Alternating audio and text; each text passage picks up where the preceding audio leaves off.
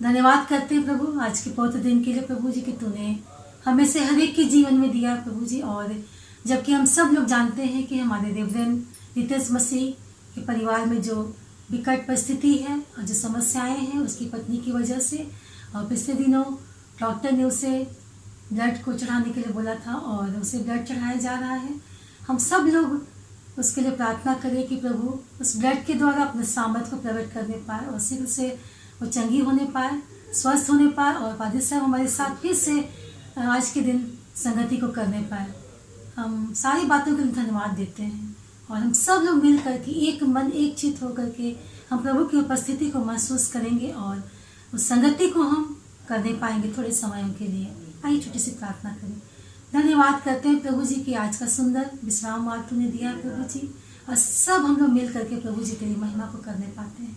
हाँ पिता परमेश्वर, हम जितने लोग हैं प्रभु जी उपस्थित इस संगति में सबके जीवन के साथ होने, सबको प्रभु जी तू बहुत तायत से आशीष दे, इस्तेमाल कर प्रभु जी से। जबकि कठिन परिस्थिति में तू हर एक को संभाला है प्रभु जी, इसके लिए कोटि कोटि धन्यवाद करते हैं प्रभु जी। इस समय हम पूरी संगति को और हर एक बातों को तेरे सामर्थी हाथों में सौंपते हुए हम इस प्रार्थना को प्रभु से के पवित्र मीठे नाम से मांगते हैं। आमीन आमीन, आमीन। आइए हम लोग रिवाइवल सॉन्ग गीत नंबर 83 गीत नंबर को हम लोग एक साथ गाएंगे। पावन है वो प्रभु हमारा, उसकी जय जयकार करें। पावन है वो प्रभु हमारा, उसकी जय जयकार करो। निर्बल का वो बल है न्यारा, उसकी जय जयकार करो। जय हो जय हो जय हो जय हो जय हो जय हो। पावन है वो प्रभु हमारा, उसकी जय जयकार करो। निर्बल का वो बल है न्यारा, उसकी जय जयकार करो। हाँ प्रभु जी, मैं हर समय तुझे धन्यवाद करूंगी और उसकी निरंतर प्रभु जी मेरे मुख से तेरे नाम की स्तुति होते रहेगी। हाँ प्रभु जी, मैं तुझ पर घमंड करती हूँ कि प्रभु जी तेरे नाम की स्तुति हम सब मिलकर करने पाए। मौका है दाता, भटके हुओं को राह दिखाता, दीन दुखियों का है दाता, भटके हुओं को राह दिखाता, सीधे मार्ग में हमें चलाता, सीधे मार्ग में हमें चलाता। उसकी जय जयकार करो। हाँ प्रभु, जब मैं तेरे पास गई प्रभु जी, तूने पूरी तरह से मुझे निर्भय किया पिता परमेश्वर। और प्रभु जी, जिन्होंने तेरी ओर दृष्टि की प्रभु जी, उन्होंने ज्योति पाए और उनका मुंह कभी काला न होने पाया पिता परमेश्वर। हमारा बड़ा महान, निर्बुद्धियों को देता ज्ञान, प्रभु हमारा बड़ा महान, निर्बुद्धियों को देता ज्ञान, पतितों का वह बचाता प्राण, पतितों का वह बचाता प्राण। उसकी जय जयकार करो। जय हो। हाँ प्रभु जी, जब दीन जन ने तुझे पुकारा पिता परमेश्वर, तूने उनकी सुन ली प्रभु जी, और उसके सब कष्टों को प्रभु जी तूने छुड़ा दिया पिता परमेश्वर। यावा के दलाल के लिए चारों ओर से दूध छावनी किए रहते हैं। हमारा बड़ा महान, निर्बुद्धियों को देता ज्ञान, प्रभु हमारा बड़ा महान, निर्बुद्धियों को देता ज्ञान, पतितों का वह बचाता प्राण, पतितों का वह बचाता प्राण। उसकी जय जयकार करो। हाँ प्रभु जी, तू कहता परख कर देखो कि यहोवा कैसा भला है, क्या ही धन्य और पुरुष जो उसकी ओर शरण लेते हैं। हे यहोवा के पुत्र लोगों, यहोवा का भय मानो, और क्योंकि उसके डरवाए को किसी बात की घटी नहीं होती है। प्रभु की महिमा परम्पार, जग का है वो तारनहार। प्रभु की महिमा अपरंपार, जग का है वो तारनहार। मानो से अपना आधार, मानो से अपना आधार, उसकी जय जयकार करो। प्रभु कहता है वचन में, हे लड़को आओ मेरी सुनो कि मैं तुमको यहोवा का भय मानना सिखाऊं। वह कौन मनुष्य है जो जीवन की इच्छा रखता है और दीर्घायु होना चाहता है, ताकि भलाई को देखे और अपनी जीभ को बुराई से रोक रखे और अपने मुंह को चौकसी करे कि उसके छल की बात ना निकले। आमीन। धन्यवाद प्रभु, सचमुच में ये सुंदर गीतों के द्वारा प्रभु जी तेरी महिमा को करने पाए। प्रभु जी इस समय प्रभु जी जबकि हम तेरे वचनों को जाएंगे पिता परमेश्वर, तेरे वचनों को प्रभु जी हम सुनेंगे, प्रभु जी पढ़ेंगे और उस पर मनन करेंगे पिता परमेश्वर। इस समय प्रभु जी तेरी उपस्थिति को चाहते हैं पिता परमेश्वर कि तू प्रभु जी हर एक के मन हृदय को पिता परमेश्वर एक रागता कर पिता परमेश्वर, उन्हें स्थिर कर पिता परमेश्वर, ताकि प्रभु जी वे तेरे वचन की ओर अपने मनों को लगाने पाए प्रभु जी, और उनके जीवन की जो भी बातें तो सब कुछ मिलकर प्रभु जी भलाई को उत्पन्न पाए और हम उसकी समझ और बुद्धि के साथ अपने जीवन को व्यतीत करने वाले होने पाए। वचन के बोलने वालों को भी तेरे हाथों में सौंपते प्रभु जी, तो उनके होठों को छू शुद्ध और पवित्र कर, जो बातें बोले प्रभु जी सब कुछ तेरी महिमा के लिए, हमारे भलाई के लिए होने पाए। धन्यवाद करते हैं प्रभु जी, समय को हर एक बातों को तेरे हाथों में सौंपते हुए प्रार्थना प्रभु के नाम से मांगते हैं। आमीन, आमीन, और आमीन। आमीन। आइए हम लोग परमेश्वर के वचन को देखेंगे। लिखा है पहला कुरिन्थी उसका 3 अध्याय 16 एवं 17 पद। पहला कुरिन्थियों 3 अध्याय 16 एवं 17 पद।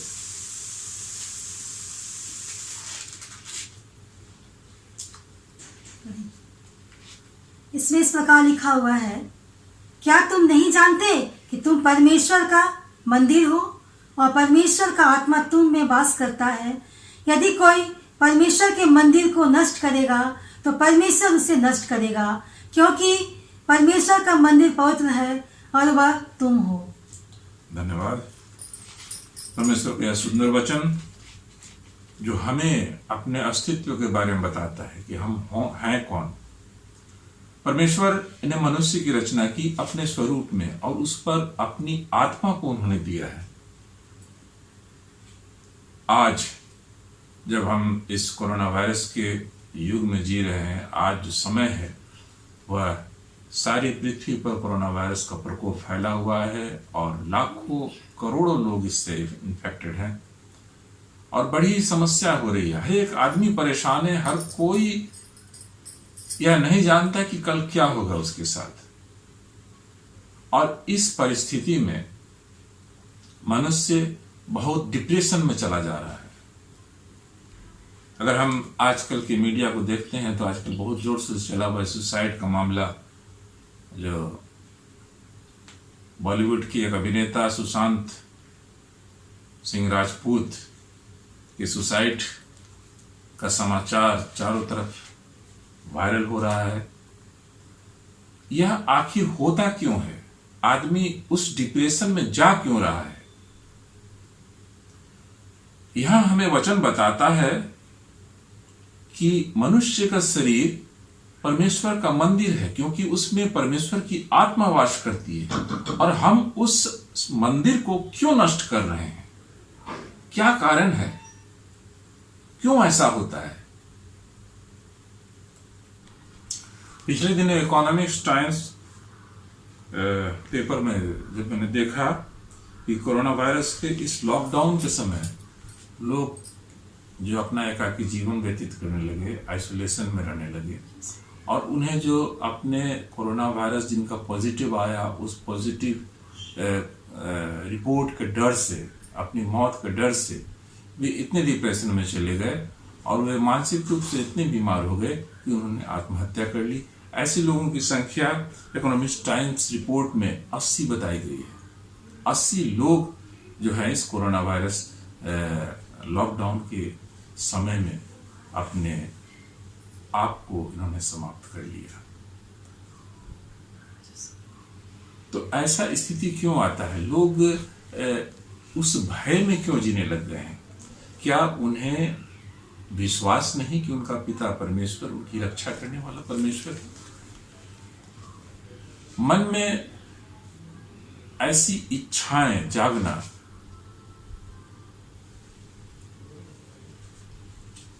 जो हम नहीं चाहते हैं वह भी हो जाता है। तो ऐसा अगर मन में आता है तो यह मनुष्य की सबसे बड़ी कमजोरी है और वह इस बात की ओर हमें बताता है कि हम परमेश्वर से दूर होते चले जा रहे हैं।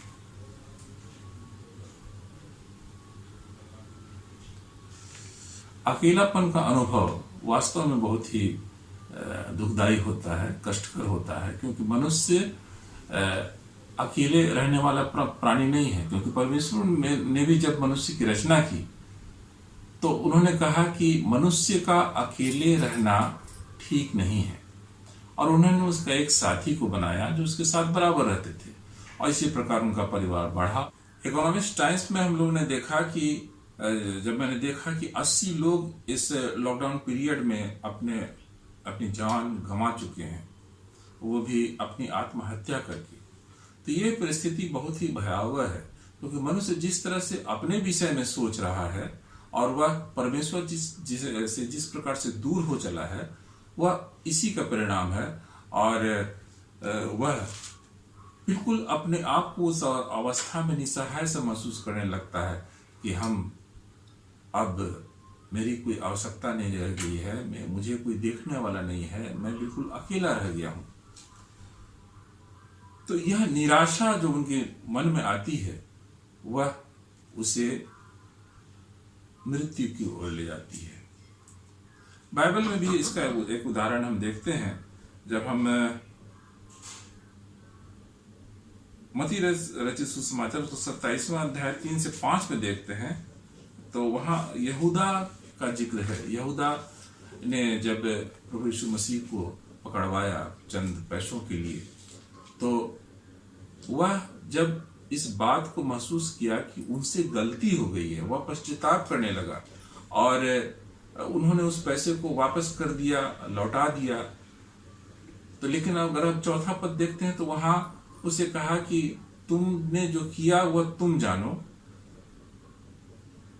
और वह इस बात को महसूस करके पश्चाताप में इतना डूब गया कि वह लगा कि वह पूरी तरह से दोषी है। उन्होंने अपने प्रभु को, अपने गुरु को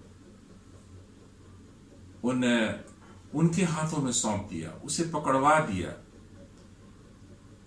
तो वह इस बात को नहीं हजम कर पाया और वह इस अवस्था में चला गया कि उन्होंने फांसी लगाकर अपनी जान दे दी।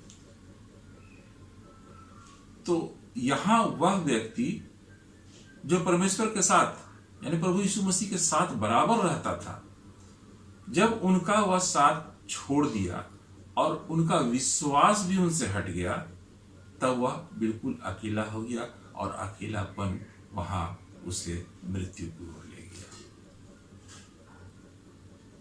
तो यह अकेलापन वास्तव में बहुत खराब होता है। लॉकडाउन में भी जब मैंने कई एक अपने दोस्तों से संपर्क किया तो पता चला कि वे कहे कि बहुत एकदम बोर हो गए हैं, हम तो शाम को निकल जाते हैं, जो होगा देखा जाएगा। तो ये अकेला रहने वाला मनुष्य प्राणी नहीं है, वो एक सामाजिक प्राणी है, समाज में रहता है।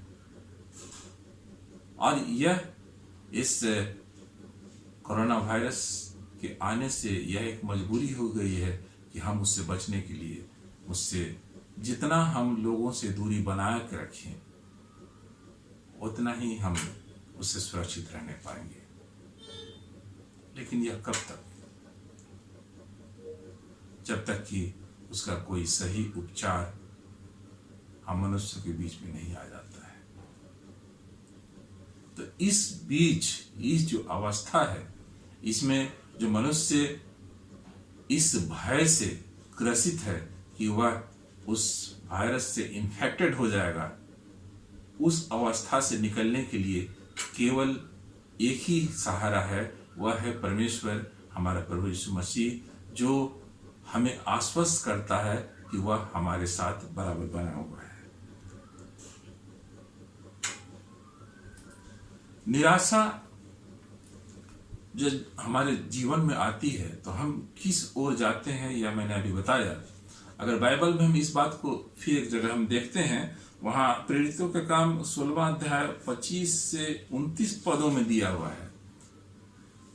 25 से 29 में हम लोग पढ़ेंगे नहीं, बल्कि उनका बिल्कुल शॉर्ट में मैं उनके बारे में बताना चाहूंगा कि वहां पौलुस और सिलास दो बहुत ही धर्मी जन हैं और वह बंदी गृह में डाले गए हैं, क्योंकि जब वे प्रचार किया करते थे प्रभु यीशु मसीह के और परमेश्वर के वचनों का, तब वहाँ के जो याजक लोग थे, उन्होंने जब देखा कि यह तो लोगों को चंगा करता है और लोगों को परमेश्वर के बारे में बताता है, तो उनका महत्व कुछ कम हो रहा था, तो उन्होंने उसे पकड़वा करके जेल में डलवा दिया। जब वह जेल में चला गया तो वहां वह परमेश्वर की आराधना शाम को कर रहे थे, स्तुति कर रहे थे, गाना गा रहे थे और सारे जो कैदी थे उनके साथ बैठ करके सुन रहे थे। इतने में परमेश्वर की महिमा देखी, वहां यह स्थिति आई कि एक बहुत बड़ा भूमिडोल हुआ, एक भूकंप आया और भूकंप आने के बाद उस कैद खाने का हर एक दरवाजा खुल गया। तो बहुत से कैदी भाग गए। दरोगा वहां का घबराया कि सारी कैदी तो भाग गए, अब तो मेरी नौकरी चली जाएगी, मुझे मौत की सजा मिल जाएगी, मुझे राजा के सामने उपस्थित होना पड़ेगा। और वो बहुत डिप्रेशन में चला गया और वो उन्होंने चाहा कि वह अपने आप को आत्महत्या कर ले। लेकिन प्रभु के जन पौलुस ने, जो वहां पर स्थिर था, उपस्थित था, उन्होंने आवाज देकर जोर से कहा, जब उसे महसूस हुआ कि दरोगा यहाँ आ रहा है और सब जो जेल के फाटकों को खुला देकर के कैदियों को नहीं देकर के वह घबरा गया है और हो सकता है कि वह कुछ गलत काम कर दे, तो उन्होंने उसे पुकार कर कहा, जोर से आवाज देकर कहा कि तू अपने आप को हानि मत पहुंचा, मैं यहाँ पर हूं। वह दरोगा ज्यादा चिंतित था इन दोनों के लिए, और जब वह देखता है कि ये दोनों वही हैं, तो वह, और इन्होंने मेरी जान बचाई, मुझे आत्महत्या करने से मुझे बचा लिया, तब वह उठ के पैरों पर गिर करके उन्हें यह कहता है कि तू मुझे उद्धार का मार्ग बता कि मैं उसकी उद्धार पाने के लिए क्या करूं।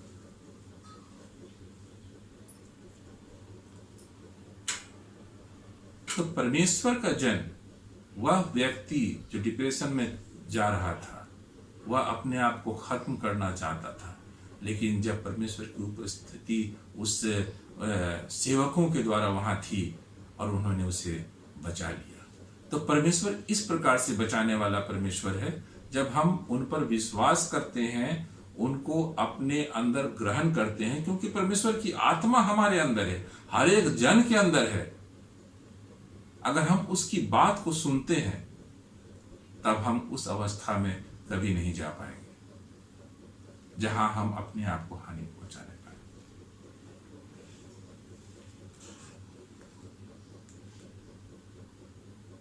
तो परमेश्वर हमें हर तरह से हमारे साथ बराबर बना रहता है, और जैसा कि हम लोगों ने शुरू में कुरिन्थियों के पहली कुरिन्थी उसका 31 अध्याय में हम लोग देखा कि परमेश्वर ने हमारी जो रचना की है मनुष्य की, उसके शरीर में अपने पवित्र आत्मा को दिया है, और हमारा यह शरीर परमेश्वर का मंदिर है। हमें इसे सुरक्षित रखना है, इसे पवित्र रखना है, ताकि शैतान इसमें आकर के प्रवेश न करने पाए। और जहां हम कमजोर हो जाएंगे, जब हम अपने अंदर की उस पवित्र आत्मा को हम ग्रहण नहीं कर पाएंगे, उसे जब हम एक तरफ रख देंगे, यानी हम उसकी उपस्थिति को महसूस नहीं करने पाएंगे, तो शैतान वहां पर अपना कार्य करेगा और वह हमें भड़का करके हमें उन गलत कार्यों को करने के लिए प्रोत्साहित करेगा जो परमेश्वर नहीं चाहता है। और जहां हम पाप में घिरते हैं तो परमेश्वर हमसे दूर हो जाता है, क्योंकि पाप और परमेश्वर दोनों एक साथ नहीं रह सकते हैं। जहां पाप रहेगा वहां परमेश्वर नहीं रहेगा। तो हमें उस पाप को अपने से दूर करना है ताकि परमेश्वर हमारे साथ रहे, पवित्र आत्मा हमारे साथ रहे। जो मन के शुद्ध हैं वह हमेशा परमेश्वर के नजदीकी बनाए रहते हैं। मैंने जैसे बताया कि वह परमेश्वर का सेवक जब एक्सीडेंट हो गया, लाखों रुपए की जरूरत उनको पड़ी, तो चूंकि वह परमेश्वर का सेवक था और परमेश्वर उसके साथ था और उसके अंदर कोई भी बुराई नहीं थी, वह शैतान को अपने अंदर आने नहीं दिया और परमेश्वर उनकी सहायता की और वह हर तरह से चंगाई को प्राप्त किया और उन्हें हर उस जरूरत की समान, हर उस जरूरत की आवश्यकताएं उनकी पूरी हुई जो उनके लिए आवश्यक थी। तो परमेश्वर इस तरह से कार्य करता है। तो हमारा जीवन कैसा होना चाहिए? वचन हमें बताता है कि हमें संतोष का जीवन जीना है ताकि हम निराशा में न पड़े। तो संतोष हमारे जीवन में बहुत ही जरूरी है ताकि हम उस पाप में न घिरने पाए, उस लालच या लोभ में न पड़ने पाए। अगर यहाँ इब्रानियों की पुस्तक उसका 13वां अध्याय उसका 5वां पद देखते हैं, इब्रानी 13 उसका 5वां पद, यहाँ लिखा हुआ है, तुम्हारा स्वभाव लोभ रहित हो और जो तुम्हारे पास है उसी पर संतोष करो, क्योंकि उसने आप ही कहा है, मैं तुझे कभी ना छोड़ूंगा और न कभी तुझे त्यागूंगा। परमेश्वर कभी छोड़ने वाला है न त्यागने वाला है। अगर हम परमेश्वर की उन बातों को मानते हैं, उनके साथ अगर हम रहना चाहते हैं, तो हमें उस लोभ को जो हमें भटकाती है उसे छोड़ना होगा। तब हम परमेश्वर की नजदीकी को महसूस करने पाएंगे और तब हमें ना कोई डिप्रेशन होगा, ना कोई हमारे अंदर कोई ऐसी भावना आएगी कि हम अपने आप को हानि पहुंचाएं। अगर हम परमेश्वर को अपने अंदर रखना चाहते हैं तो उस लोभ को, उस लालच को अपने जीवन से निकालना होगा और जो कुछ परमेश्वर ने हमें दिया। परमेश्वर का बहुत ही शांतिदायक वचन हम देखते हैं मत्ती रचित सुसमाचार उसका 11वां अध्याय का 28वां पद, हे सब परिश्रम करने वाले और बोझ से दबे लोगों, मेरे पास आओ, मैं तुम्हें विश्राम दूंगा। परमेश्वर हर एक जन को जो भी परेशानी है, जो भी कष्ट है, जो भी समस्याएं हैं, बीमारी है, तकलीफ है और मन बोझ से भरा हुआ है, परमेश्वर चाहता है कि वे उनके नजदीक आए। परमेश्वर अपना हाथ फैलाकर पुकार रहा है। परमेश्वर शांति देना चाहता है ताकि हम उस अवस्था में न पड़े जब हम अपने आप को, परमेश्वर के इस मंदिर को, अपने इस शरीर को नष्ट करने की इच्छा मन में उत्पन्न हो। परमेश्वर ने हमेशा जितने भी विश्वासी गण हैं सभी को बचाया है। अगर हम परमेश्वर पर पूरी तरह से विश्वास करते हैं तो निश्चित जानिए परमेश्वर कभी भी किसी को भी अकेला नहीं छोड़ेगा और वह स्थिति में वह कभी नहीं आ पाएगा जिससे कि उनके मन में बुरे विचार उठे। हर प्रकार का भय, हर प्रकार की परेशानी, हर प्रकार की तकलीफ, अकेलापन, एकाकीपन, अनिश्चितता की स्थिति, निराशा, सब कुछ परमेश्वर दूर करने की क्षमता रखता है। बस जरूरत है कि हम परमेश्वर को अपने इस शरीर रूपी मंदिर में बसने दें बसा के रखें, ताकि शैतान किसी भी तरह से यहाँ पर प्रवेश न करने पाए। हम धन्यवाद देते हैं परमेश्वर को आज के सुंदर वचन के लिए। आइए हम छोटी सी प्रार्थना करेंगे। हे परमेश्वर पिता, हम तेरे धन्यवाद देते हैं प्रभु आज के इस सुंदर वचन के लिए जो तूने हमें दिया है।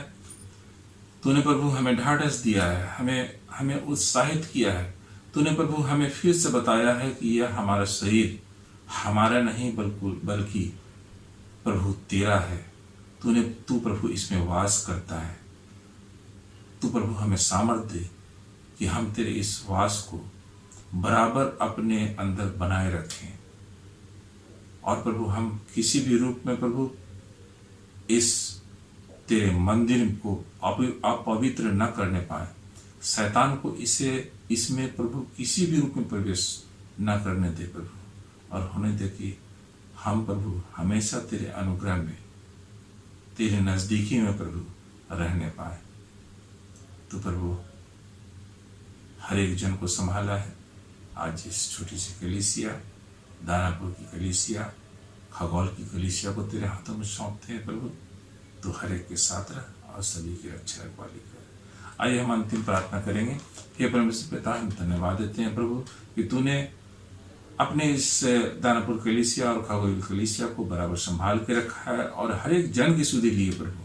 और इस विषम घड़ी में जब पूरा राष्ट्र प्रभु, पूरा देश, पूरा विश्व कोरोना वायरस की संकट की चपेट में है प्रभु, और वायरस का प्रकोप दिनों दिन भारतवर्ष में बढ़ता जा रहा है प्रभु, तूने अपने विश्वासियों को सुरक्षित रखा है, सभी की सुधि ली है, और हमें किसी भी बात की, किसी भी भली वस्तु की घटित तूने नहीं होने दिया है, और हर कोई प्रभु तेरे नाम से सुरक्षित रहने पाए। हम धन्यवाद देते हैं प्रभु कि तूने हर एक उन व्यक्तियों की प्रार्थनाओं को सुना है प्रभु। जब हम प्रभु तेरे भवन में एकत्रित नहीं हो पा रहे हैं और इस ऑनलाइन के माध्यम से प्रभु एक दूसरे से जुड़े हुए हैं, फिर भी प्रभु हम जब घरों में प्रार्थनाएं करते हैं प्रभु, तो अपनी उपस्थिति को वहां बनाता है। हम धन्यवाद देते हैं प्रभु कि तूने हमारी हर एक प्रार्थनाओं को सुना है और हर एक का उत्तर दिया है। हम प्रभु प्रार्थना करते हैं कि आने वाले दिन के लिए प्रभु इस परिवार को, इस छोटी सी कलीसिया को, इस परिवार को प्रभु संभाल के रख, और हर एक को प्रभु तू सुरक्षित रख। हम भारतवर्ष के लिए प्रार्थना करते हैं प्रभु। भारतवर्ष जो इस संकट से गुजर रहा है, आर्थिक संकट प्रभु जो हमारे सामने है, तो प्रभु हर एक प्रशासन चलाने वाले प्रधानमंत्री, मंत्रीगण और पदाधिकारी गणों को प्रभु तू मार्गदर्शन उनका कर, ताकि वे इस समस्या से देश को बाहर निकालने पाए। और जो प्रभु कोरोना वायरस का प्रकोप जो है प्रभु, और इसके लिए जो दवाइयों पर रिसर्च हो रही है, उस पर भी तू प्रभु अपना मार्गदर्शन दे, और जितने भी वैज्ञानिक इसमें लगे हैं प्रभु, उन्हें तो बुद्धि से परिपूर्ण कर, उनकी समझ को और ही बढ़ा, ताकि इस वायरस के वैक्सीन का निर्माण वे सही ढंग से करने पाए, और प्रभु हर एक जन प्रभु सुरक्षित रहने पाए। हम प्रार्थना करते हैं तमाम उन विश्वासियों के लिए प्रभु, विश्व के हर एक तमाम विश्वासी जो कोई भी प्रभु तेरे नाम से प्रार्थना करते हैं, उनकी प्रार्थना को सुन प्रभु, और उन्हें इस महामारी से बाहर निकाल, ताकि तेरे विश्वास में वे और भी दृढ़ता से बनने पाए। हर एक उस व्यक्ति की प्रार्थना को सुन प्रभु जो आशा भरी नजरों से प्रभु तेरी ओर देखते हैं और तुझ पर विश्वास लाए। ये छोटी सी प्रार्थना प्रभु यीशु मसीह के नाम से मांगते हैं, सुनिए और स्वराज में ग्रहण कीजिए। आमीन। आमीन, आमीन। हम प्रभु की प्रार्थना एक साथ बोलेंगे। हे हमारे पिता, तुझे स्वर्ग में है, तेरा नाम पवित्र माना जाए, तेरा राज आए, तेरी इच्छा जैसे स्वर्ग में पूरी होती वैसे पृथ्वी पर भी पूरी होने पाए। हमारे प्रतिदिन की रोटी आज हमें दे, और जैसे हमने अपराधों को क्षमा किया है वैसे हमें अपराधों को क्षमा कर, और अपेक्षा में न डाल परंतु बुराई से बचा, क्योंकि राज, पराक्रम, महिमा सदा तेरी है। आमीन। अब आशीष वचन हम एक साथ ग्रहण करेंगे। हमारे प्रभु से ख्रिस्त की दया, से पिता का प्रेम, पवित्र आत्मा का मेल मिलाप हम सब के साथ में, जब तो दोबारा ना आए प्रभु जी, हमेशा बने रहने पाए। आमीन। आमीन। जय मसीह की। जय मसीह की।